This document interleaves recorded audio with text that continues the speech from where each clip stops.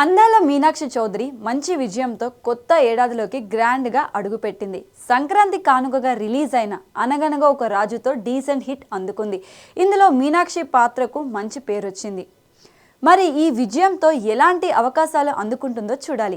గత ఏడాది సంక్రాంతికి కూడా అమ్మడు సంక్రాంతికి వస్తున్నంతో భారీ విజయాన్ని అందుకుంది. ఈ సినిమా బాక్సాఫీస్ వద్ద ఏకంగా 300 కోట్ల వసూలునే సాధించింది.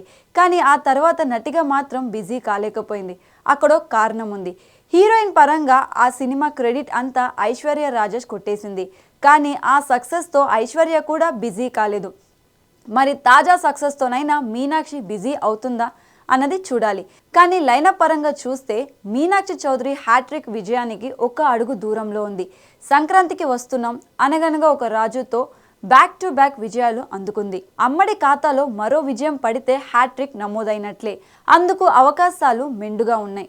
ప్రస్తుతం నాగచైతన్య హీరోగా నటిస్తున్న మిస్టికల్ థ్రిల్లర్ వృషకర్మలో హీరోయిన్గా నటిస్తోంది. కార్తీక్ వర్మదండు దర్శకత్వం వహిస్తున్న ఈ సినిమాపై అంచనాలు భారీగా ఉన్నాయి. విరూపాక్షతో ఫ్లాప్లో ఉన్న సాయి తేజకు సరికొత్త ఇమేజ్ తీసుకొచ్చిన దర్శకుడు అతను. విరూపాక్ష బాక్సాఫీస్ వద్ద 100 కోట్లు వసూలు చేసింది. ఆ తర్వాత మరో సినిమా డైరెక్ట్ చేయకుండా వృషకర్మ పైనే పనిచేస్తున్నాడు. ఈ సినిమాను కూడా కార్తీక్ చెక్కుతున్నాడు. చైతన్యకు బ్లాక్ బస్టర్ ఇవ్వాలనే కసితో పనిచేస్తున్నాడు. ఇందులో నాగచైతన్య సాహసకుడిగా పాత్రలో కనిపిస్తున్నాడు.